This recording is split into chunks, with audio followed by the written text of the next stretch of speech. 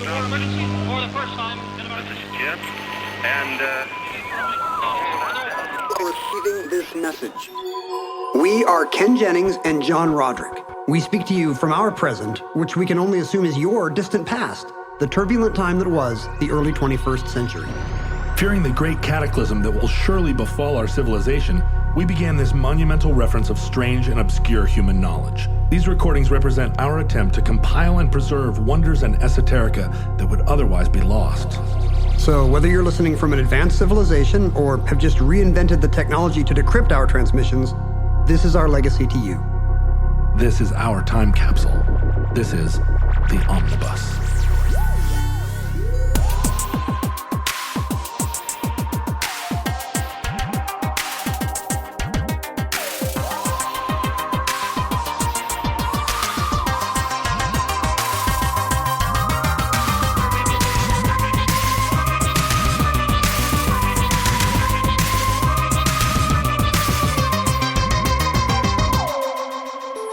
You have accessed entry 1311.PR1618, certificate number 50231. The Titanic II. You're crazy. That's what everybody says, but with all due respect, miss, I'm not the one hanging off the back of a ship here. Now, when you think about stuff you'd like to see in the world, where does another Titanic rank?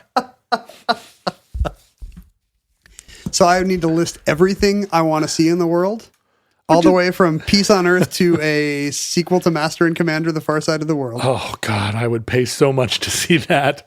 Oh, why didn't they make them?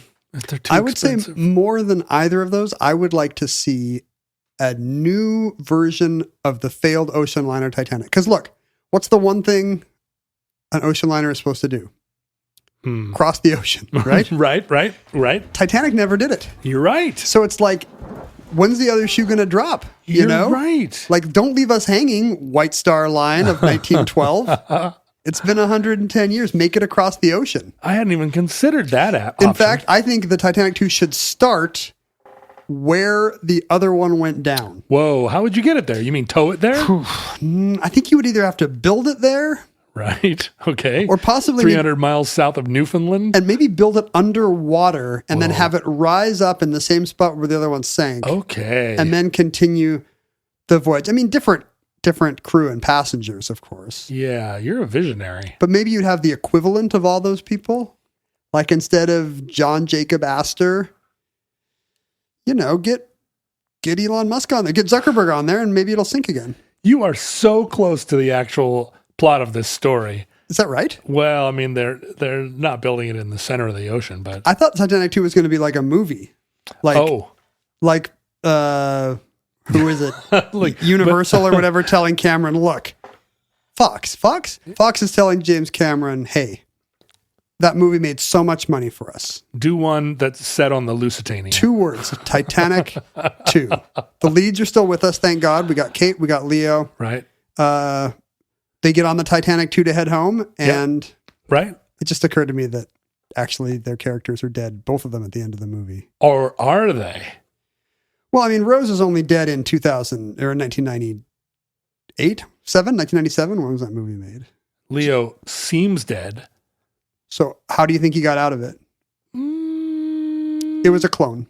He surfed on that piece of plywood. It was a Shield LMD life model decoy who actually died. The real Leo is back in the car where they had sex in steerage. No, you know what it is? It's the UFOs came up out of the ocean where they live, grabbed him, put him cryogenically frozen. Just him, not any of the other hundreds of victims? Just him, because he's Leonardo DiCaprio. The UFOs carefully considered all the other dead people in the and water. John Jacob Astor.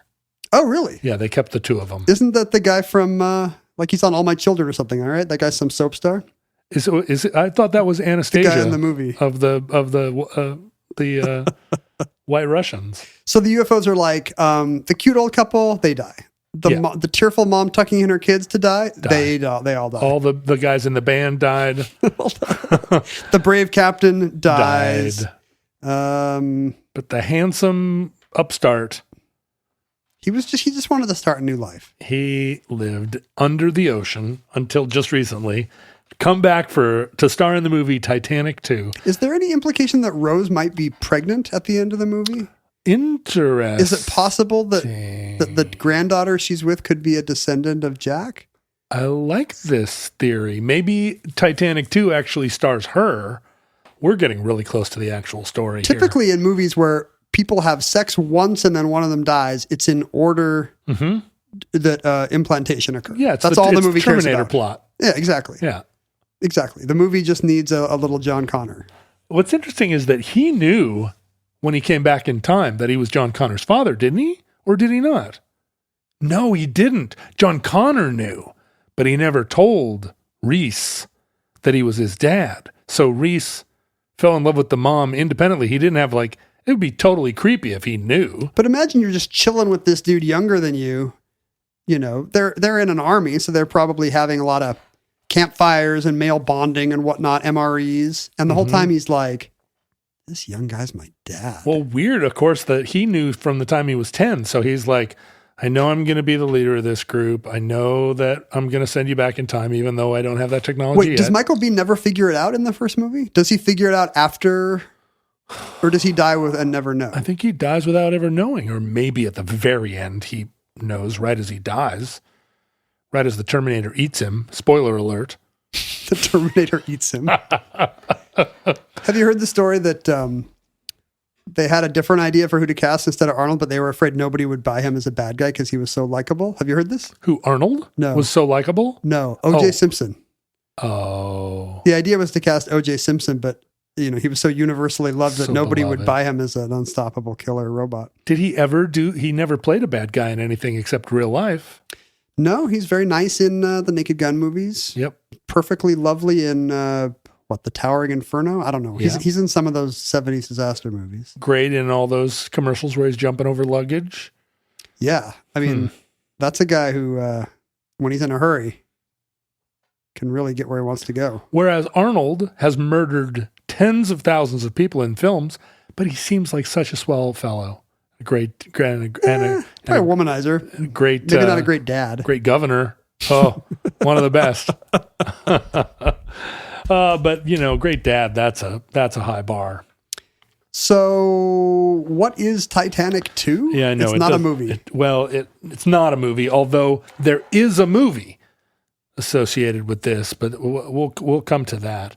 Well, a few years ago, I mentioned the Joko cruise on the last episode, and now I'm doing it again, even though I'm permanently banished from it, so I can't say it anymore with That's why you have to talk about it. the joy that I used to feel about it as a thing I did for 10 years.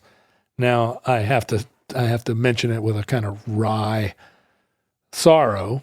We did an omnibus about shipwrecks on the Joko cruise. Just because I thought it would be funny. We did, yeah. We did 2 shows on the Joko cruise live in the big stadium, and one of them was about shipwrecks. And you actually had Amy Mann get up and read a poem. It was about the Titanic. It was about the novel that predicted the sinking of the Titanic. But we've also done a show here on the omnibus about the SS United States, Right. another old, great storied cruise ship that's sitting now rusting in port in Philadelphia after many, many attempts to resurrect it, stripped of all of its Art Deco salt shakers. Just like the real United States. I'm sure we made that point at the time. Yeah, but I think it's apt to make it again. But what was your experience? Was that your first cruise when Omnibus was live on the Joko cruise? First and last, probably. First and last? I guess the time I went to Antarctica with a friend, we kind of took it's small. It's a Russian icebreaker, surplus icebreaker, Soviet era Russian icebreaker ship. Right. You don't have your own ensuite bathtub. No. We were in bunks. We were the merry Irish dancing Titanic steerage passengers. Right. Right. On Jacques Cousteau's. But some of the experience of, going stop to stop, what's for dinner tonight, what's the talk after dinner in the Borscht lounge. Again. Exactly. But no, the cruise experience was very different. And did you have the experience of standing on your balcony in the night looking out on the the ocean thinking, what if this boat sank right now? Like, did you have the feeling of like, there are the lifeboats? Like, what would I do? I think about it when I see the lifeboats. I always think about it during the lifeboat drill. Never otherwise. I think it's just a You've coping only been mechanism. on one cruise, so how? Well, even on a ferry or Sure. like every time I'm on a boat, I don't think about anything bad that could happen. And it's the same on planes. And I think it's a coping mechanism. Yeah. My brain has decided to pretend I'm on solid, reliable ground the whole time I'm on air or sea. And so far, it's been true. I've walked off every boat and plane I've ever been on. Almost every time I'm on a boat or an airplane, I spend the entire time imagining, what would I do now? Is it fear What would I do or now? just fascination? Fascination. It's just because you're not excitement. actually, you don't have a fear of boats the way some people do. No, or a fear of airplanes. Right. I always assume, maybe incorrectly, but I've lived my whole life assuming that no matter what disaster it is, I would be one of the ones to escape. Survivor bias. And so I assume if a missile were to hit a jet I was on at 35,000 feet, I would get sucked out and fall, but land in a verdant field. Or it would just kill the people in first class or something. Right. And I'd be, I'm sitting adjacent to first class in economy in premium comfort. economy.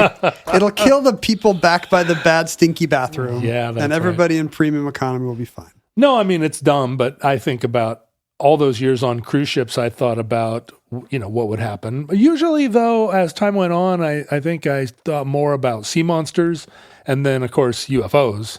Thought less about U-boat torpedoes, which might have been more of an issue in 2000, in 2010. A lot of ships being shot down still by U-boat captains who had not been told the war was over. That's right. But by 2019, it was, most of those U-boat captains were gone finally. Sure, the captains were all 130 years old, which didn't help. But of course, the Titanic looms largest in our minds, right? Is there a more famous cruise ship than the Titanic? Yeah, well, no, because how could it be more effective? It's not just that it was the most impressive ship ever. It's not just that more people died than, it was one of the biggest catastrophes of the time, but also just the perfect narrative of it happening on the maiden voyage. Oh, the unsinkable Molly Brown. Right. It would be like 9/11 happening the day they opened the World Trade Center and the Pentagon. Too soon. Well, I mean, you can see how that would just be an even crazier, more traumatic story. I mean, we already never forget. Never. Imagine how never we would forget if it happened on its opening day. Or if the day that San Francisco opened, there was an earthquake and it burned down. I was there. We waited in line all day. I mean, it's irresistible as narrative, and then all the stuff you can overlay on it, hubris and whatever else. Yeah. Yeah, well, one of the things that very recent scholarship has shown, the Titanic, when it was discovered at the bottom of the ocean, 12,000 feet down, of course, the bow is buried in the sand.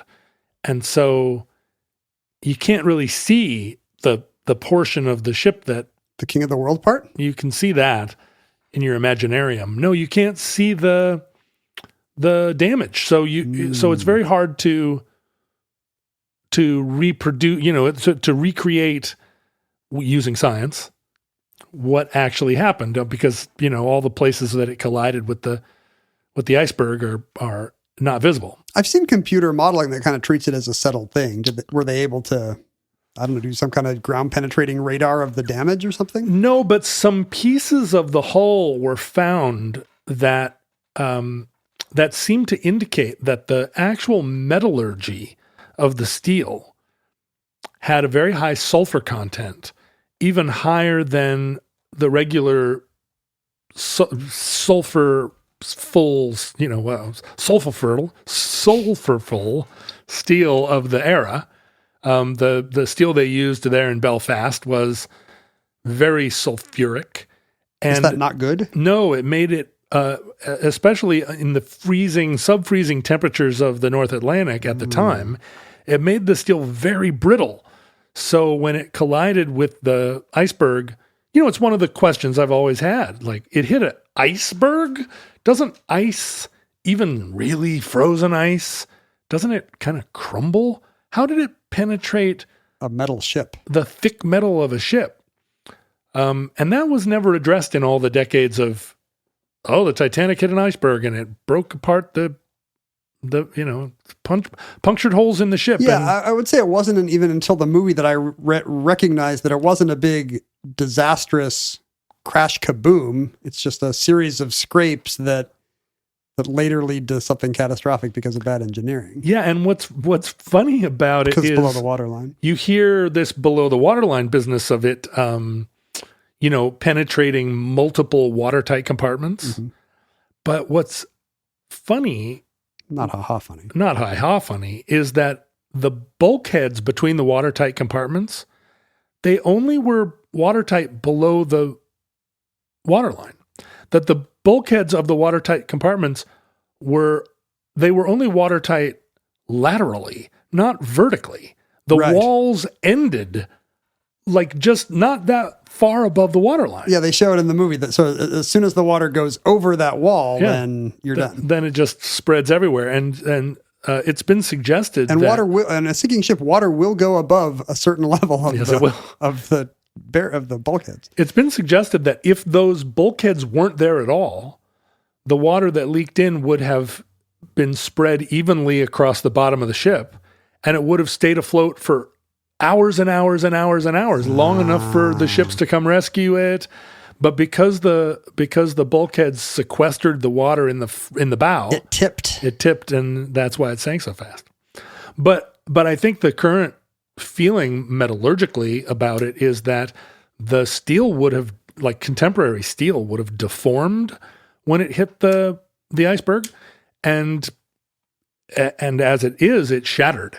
And these pieces that were found on the floor of the ocean kind of confirmed it was shattered like glass. So are we blaming Northern Ireland, or is this true of which would have been true of steel foundries all over the world? I know you like to place the blame on the Irish wherever possible, but Northern Irish even. Sure. I'm kind of ecumenical about this. I think that I'm not going to take a stand on the omnibus project one way or the other about the shipbuilders of Belfast. I support all shipbuilders. I support the Scottish shipbuilders on the River Clyde. I support the Irish shipbuilders. I support the Polish shipbuilders. I support the shipbuilders of Bremerton, Washington. The shipbuilders of Venus sending their saucer craft. The Venusian shipbuilders. Down to us. But so and also, it sheared off the super brittle bolts also. Oh, yeah. Yeah. Bolts shouldn't do that. No, that's not what you want in a bolt. No, if I'm on a plane and that happens. And the combination I'm leaving a comment card. You sure would. The combination of the cold water and the brittle metal, is a big part of them. Boing. But, still, I'm sure there's other lovely things about the shipbuilders of Belfast. Oh, Even if this was kind of a, not their finest hour. Sure. I mean, if it weren't for the shipbuilders of Belfast, you wouldn't have the decline of Belfast, and then you wouldn't have the Troubles. You wouldn't have the movie Belfast? You wouldn't have the movie Belfast. Which means Kenneth Branagh never direct Shakespeare or Thor, for that matter. Right? You wouldn't have... Or a bunch of weird Agatha Christie movies for elderly people. All the great sort of protest music of the early 80s. You wouldn't have U2. You wouldn't have Van Morrison. Nope, you wouldn't have Van Morrison. Morrison. Which means maybe more people are wearing masks right now.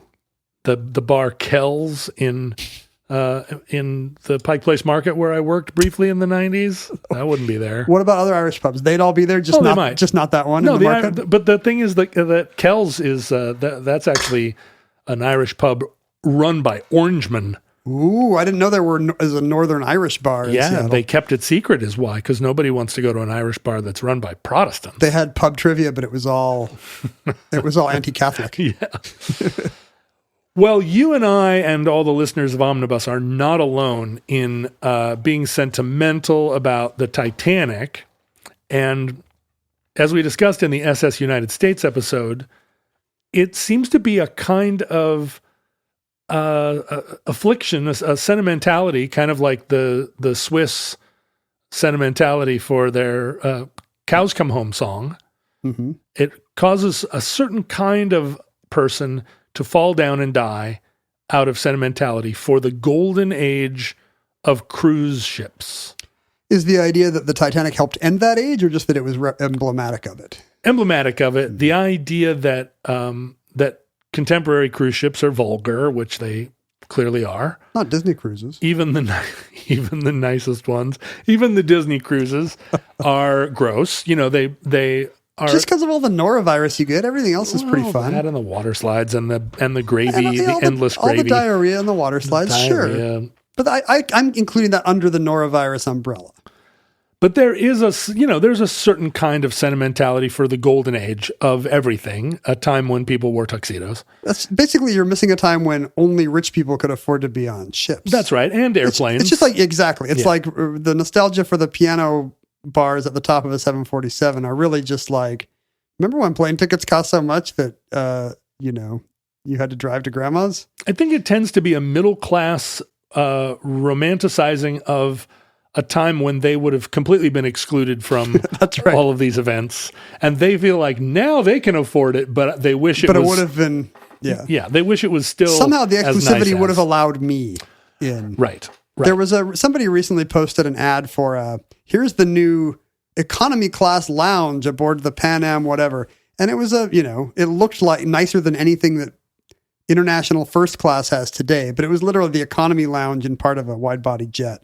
But you're right. Plane tickets were $2,500. Exactly. The tickets cost 10 times as much in actual dollars. Yeah, my mom talks about people getting all dressed up with white gloves and pillbox hats to travel on 707s, super loud, smoky 707s. But yeah, it was not a thing that everybody did. You didn't just fly back to Tucson to visit grandma 3 times a year. No.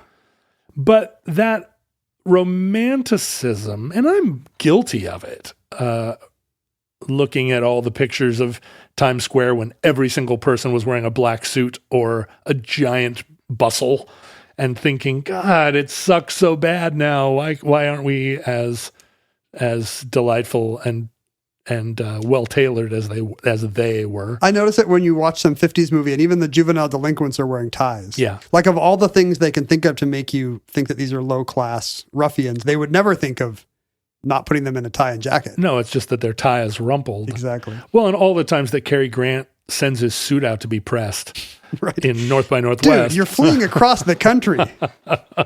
And you just think, how hard can it be? Well, getting your suit pressed now is not as simple as... So we saw in the SS United States, there have been several attempts made and involving, billionaires, which is one of the reasons we can't tax the rich, where they think, how hard can it be to take this still floating, beautiful ship and just put everything back in it? And use it to revive the golden age. We're going to sell transoceanic travel. Expensive tickets on this beautiful boat. And instead of water slides and, every room has the same exact bathtub, this is going to be a time when every night there's a string quartet and there's a captain's table and everyone's wearing tuxedos. And that would be impossible to enforce, as anyone who has ever thrown a birthday party where they said, it's a 50s themed birthday party, and 9 out of 10 of the guys that show up are wearing the brown suit that they wore to their brother-in-law's wedding. And they have no sense of what the ladies typically are actually try and get there. You're saying the West no longer has the fashion know-how. No, they wouldn't even know how to have a costume party, let alone a fancy cruise. What if you had people on board the boat to dress them? Well, that's the thing. You'd need a shop in the basement that was like, here's where you rent your tuxedo. It comes with your ticket. I mean, I kind of want that too. I don't want to pack a tuxedo. I know, exactly. And the cruise ships do sometimes do that. But having been on a cruise many, many times, I know that no one gets it, right? Everybody rents a white tuxedo and it's like, no, sorry, white tuxedo, no.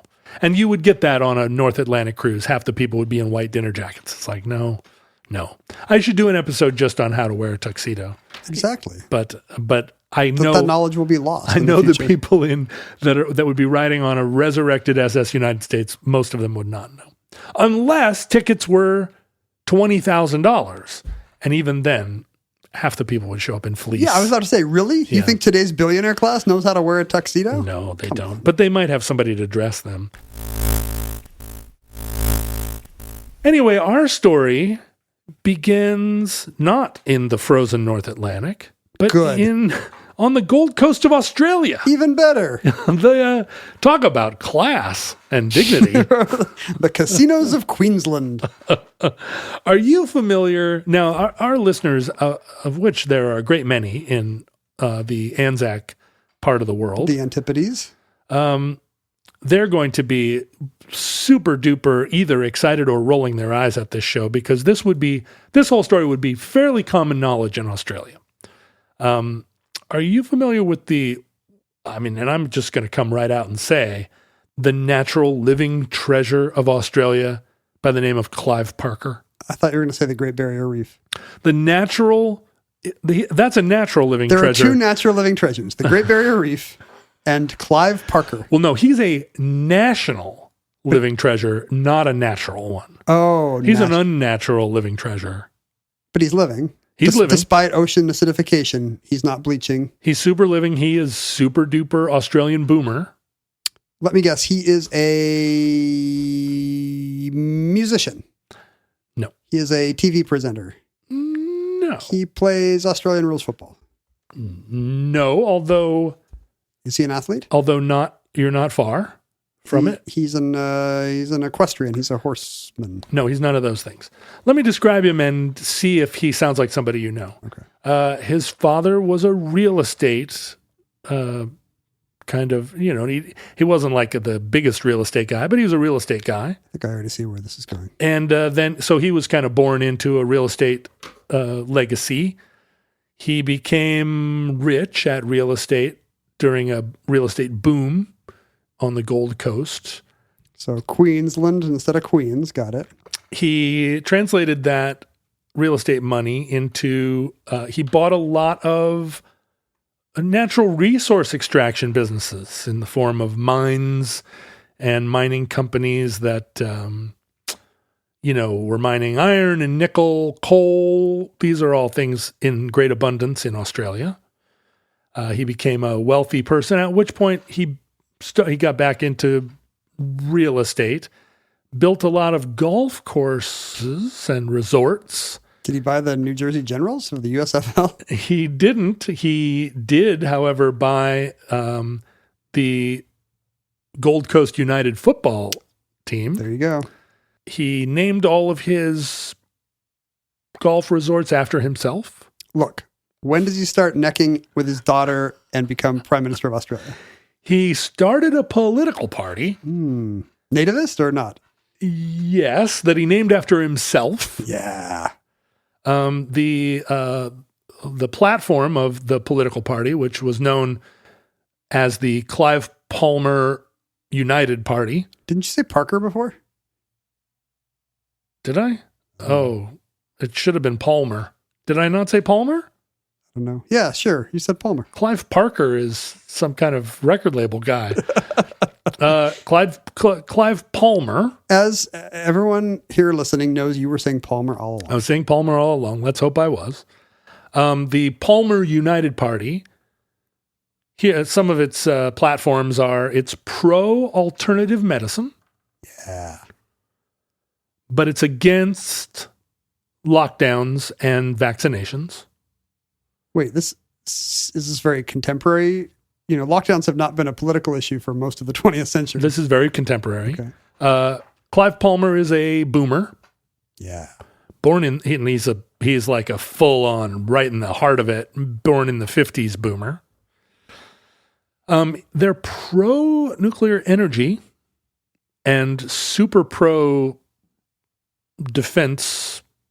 against China. Yeah. The regional power. They're down on American social media and American billionaires. They're pro rural tax reform, but they're very like Australian values. They're nativist, conservative political party. What are the Australian values, do you think? Boomerangs. Cooked meats?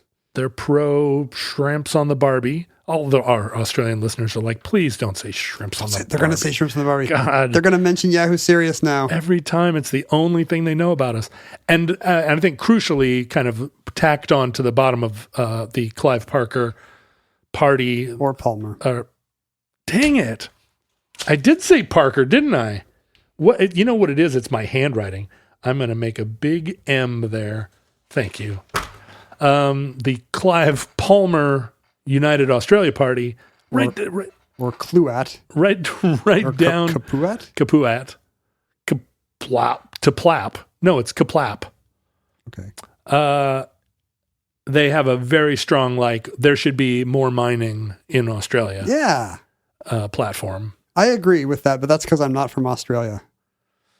Is that right? Yeah. Don't you feel like Australia No, decimate Australia and There send the natural resources to P.O. Box 55744, Shoreline, Washington. Yes. Clive Palmer is a very divisive figure in Australian public life. He's a charismatic, bombastic fantasist. Has he ever run for public office himself? He has. In fact, the Clive Palmer United Australia Party, he ran for the legislature and won and served one term.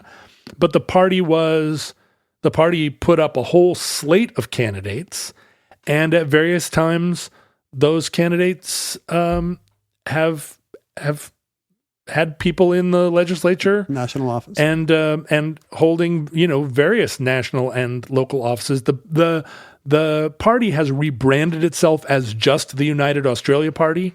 It kind of fell apart for a while and then kind of came back. And the United Australia Party is a kind of super conservative nativist party from the 1930s. Oh, okay. So they resurrected the name.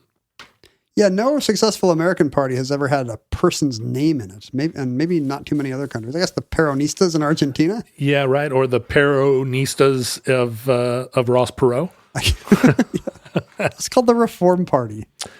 But so he's a colorful. I hate to say that he's Australia's Donald Trump because that's not.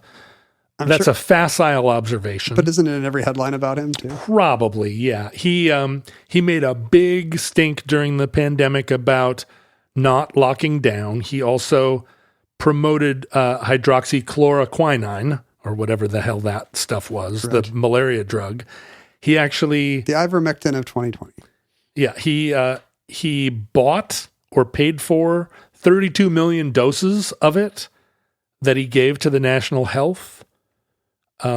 And he, after buying them and donating them, he also said, I would like to have my name and company logo put on every one. And the National Health was like, no, you can't. We're not going to allow you to do that. But he's that kind of guy. And I think generally, you want to say that like Donald Trump, he's considered a divisive character, but he also somehow within Australia has enough credibility that he gets appointed to, international panels. He's still a rich tycoon. Those guys get what they want. He's the 7th richest guy in Australia, but I wasn't kidding when I said he was declared by the National Trust to be a national living treasure of Australia. I didn't know that was a thing. It apparently is, and apparently they have that in they have that for World Heritage sites, but it's rarely a conservative politician. Yeah, he when in Australia visit Clive Palmer. When he owned the Gold Coast United Football Club, he actually put the words freedom of speech on the back of all of their jerseys. So he's also one of these I can say anything I want and it's freedom of speech kind of characters. But he appears to be smarter than our equivalent, what we would call the United States' Clive Palmer, Donald Trump. Right. And so at some point and he loves to get sued. He gets sued a lot by people for various industrial problems and other things. He is our Trump. And he Except loves for to the bankruptcies. He loves to fight people. He calls litigation one of his hobbies. And in 2013, he decided he was going to build a resort that was a Jurassic Park. And so he bought a Hyatt resort called the Coolum Resort. What does that mean? He was going to make a dinosaur-themed destination? He bought 160 animatronic dinosaurs, including a animatronic T-Rex that stood, well, it was a life-sized Tyrannosaurus. Wow. And they're all Chuck E. Cheese robots. And he opened this enormous resort where he sold condos to retirees. And it was, That's not part of the Jurassic Park business plan. We don't know if anybody lives in the park full time. It was also a golf course, one should note. And weirdly, it was not a smashing success. And after only 2 years, they shut down the dinosaur park, which I think is still sitting there dormant. Dinosaurs all covered with tarps. That's what I like. I like it in the American West too. Just a bunch of dinosaurs in the middle of nowhere. Well, and he got sued by a bunch of dinosaurs in the form of retirees. But then in 2000, right about the same time as he was building his dinosaur attraction, which was called, I should note, not Jurassic Park, but Palmersaurus. Couldn't get the rights. He announced that he was going to rebuild the Titanic. Wow. A brand new Titanic. A legacy of success, even greater than that of Jurassic Park, a theme park that never even opened. He was going to build it exactly as a replica of the Titanic, but with all mod cons. So it's going to be difficult. It was difficult. He, I mean, a lot of floor plan decisions are different once you take into account modern expectations of what bathrooms have in them and stuff. That's right. One of the main problems is everybody wants a bathroom. But he contracted a couple of Titanic experts, like bona fide, having written books about the Titanic and, know all about the Titanic. A couple of guys named Steve Hall and Daniel Clistorner.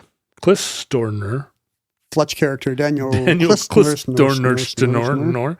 And what's curious is that as you take the old Titanic and you take all of the steam generating, coal burning, right? A huge part of the ship is coal storage and massive turbines. You take all of that out, you can replace a lot of that with the stuff that you need on a modern cruise ship. All the crew cabins that aren't just tiny bunks. All of the, you put the diesel engines, and you've got now all the different kind of azimuth control, all the stuff, the gyroscopic stability that stuff lets you move a ship around. Even two of the smokestacks were not needed as smokestacks. They can be crew cabins. They actually were going to be, and maybe still will be, like viewing platforms where they put windows at the top, but they were blacked out. They were because the black stripe. Yeah, so they looked like smokestacks, but they were really viewing towers. You could climb up and view it. And he said, we're going to build this. Originally, the Titanic sailed for the White Star Line. He started a company called the Blue Star Line, and he had a plan to resail the route of the Titanic, Southampton to New York City, with the new Titanic, and it was going to be... But this time we'll arrive. This time we'll do it right. He actually got Terry Ismay, who was the great-great-grandnephew of... the designer, of the White Star Line owner, J. Bruce Ismay. Who survived. And he got Molly Brown's great-granddaughter, Helen Benziger, and they both became part of the trust. Wow. And endorsing, the exciting new Titanic. That's the dream, to be a descendant of somebody kind of famous and just every year hope the phone rings. Yeah. What's going to happen next? Maybe they'll rebuild the Titanic. Do people remember Grandpa's music? Well, let's find out. He initially said it was going to launch in 2016. I Then don't remember that happening. bumped it back to 2018. Then there were some problems, some this and that, some assorted whatchamacallits. And just recently, within the last few months, it's been it's resurrected now, and he's promising a 2022 launch. No, it's 2022 right now. I know, this is what's so exciting Isn't about the ship it. still vaporware? Like, is there a what do boats have instead of a chassis? There does not appear to be the keel has not, it doesn't seem like the keel has been laid, although maybe it has in secret. The thing is, he's contracted with a state shipbuilding enterprise in China. His enemy, his mortal enemy, the Chinese. That's right. The Chinese are going to build this ship, and the Chinese have never built a cruise ship. They're very good at building cargo ships, but they don't, the Chinese company that he's contracted to build the ship does not actually have a dry dock. They launched their ship side launch. You've seen a ship where they just dive it into the ocean by its side. But if Does that they work were for a cruise liner this size? no one has ever done it. This would be the largest side launch of a ship in history by a long margin. I mean, it's going to be a great YouTube video either way, whether it survives the launch or not. Yeah, it would be extraordinary to watch.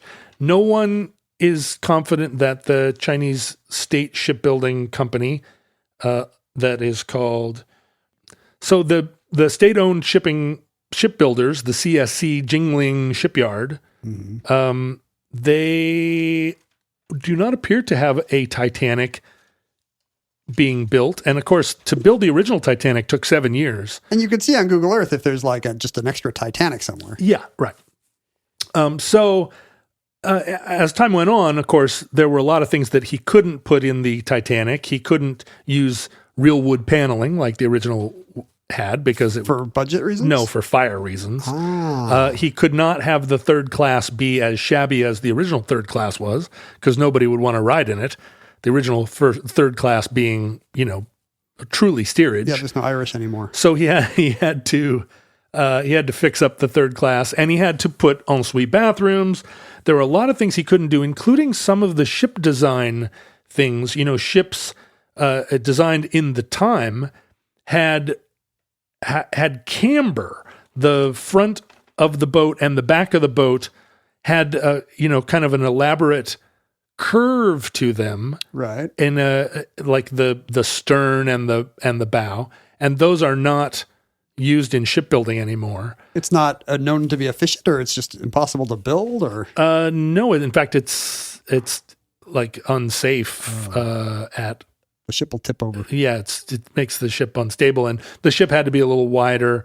There had to be a extra deck added for actual lifeboats, but he had plans to have replica lifeboats up on the deck. I think in the name of historical accuracy, he should be able to get like a mulligan and just have the same number of lifeboats as before. It would be very confusing to be on a ship and have a deck where the lifeboats were replicas, and then another deck where they were real lifeboats. You're going to have a very confusing lifeboat drill. First, we're going to do the reenactment lifeboat drill where they all go to the fake ones, and then we're going to have the real one where we go to the real ones.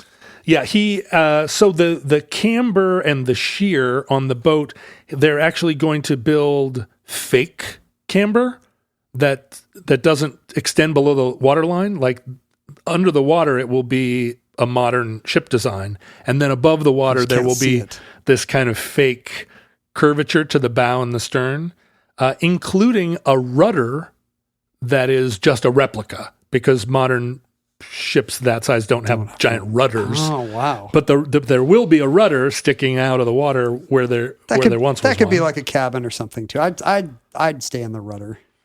So we're counting on now. Unfortunately, Clive Palmer also in this same time said he was going to reintroduce the Zeppelin and The Hindenburg? then start not the Hindenburg specifically, but start a new line of ocean traversing dirigibles.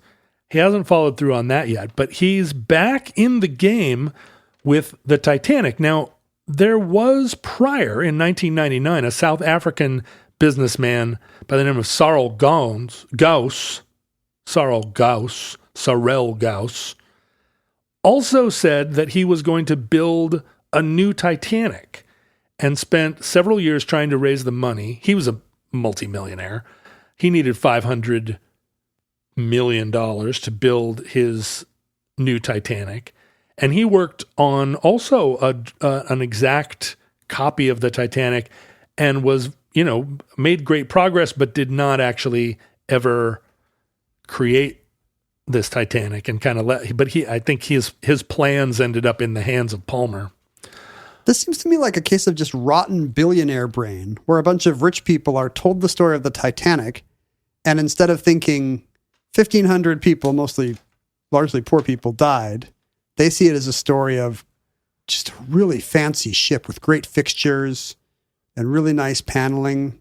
Like they hear the story of the Titanic and they hear something totally different, which is bygone luxury. That is not the story of the Titanic or the lesson of the Titanic, my friends. It is super true what you say. And in fact, when the South African Titanic was being vetted and proposed and batted about, the oldest living survivor of the Titanic, Milvina Dean, I think she was the last one when she died. She was the oldest Titanic survivor. She was only 2 months old when she sailed on the Titanic with her family. Her father was lost. She came out against the proposed new Titanic. She thought it was in bad taste. The Titanic International Society, which is a Titanic commemorating society, thinks the same as you. Well, of course they would. Those special interest groups. What do the people want? This is a terrible, terrible idea, disrespectful to the dead, and missing the point entirely. But Palmer is convinced that he's been the victim. For a while, he said he was the victim of a conspiracy to defeat him on the global stage, a conspiracy run by Obama, the CIA, Rockefeller, and Greenpeace. And a secret pizza parlor being run out from under the U.S. Embassy in Canberra. As you know, the CIA and Greenpeace often conspire. Yeah, no one loves Greenpeace more than the CIA and vice versa. But in a final twist, his is not the only full-scale Titanic replica. Okay, this would be my dream. Being built now.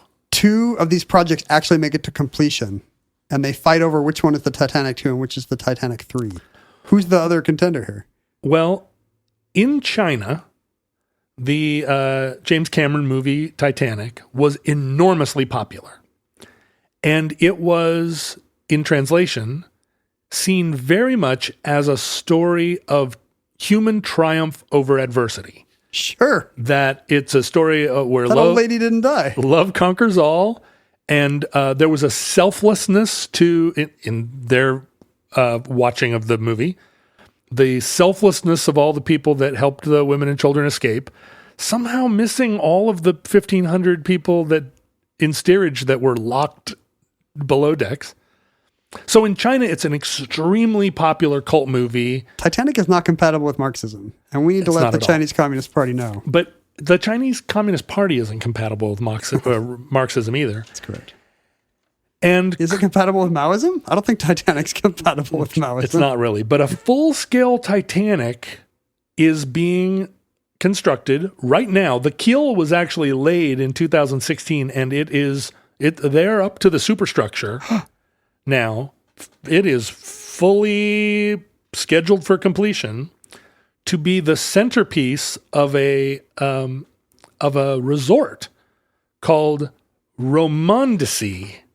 Romandcy, and it's never going to sail. It's going to be permanently moored in a reservoir by the River Qi in the Sichuan province. So wealthy Chinese vacationers can go hang out on the Titanic in dock. Yeah, that's right. It's a hotel, and then hit the pool. It's a hotel, but it is a life-size replica of the Titanic with all of the white glove service that the Chinese have so much sentimentality for, Your new Chinese middle class wonders why no one wears tuxedos anymore.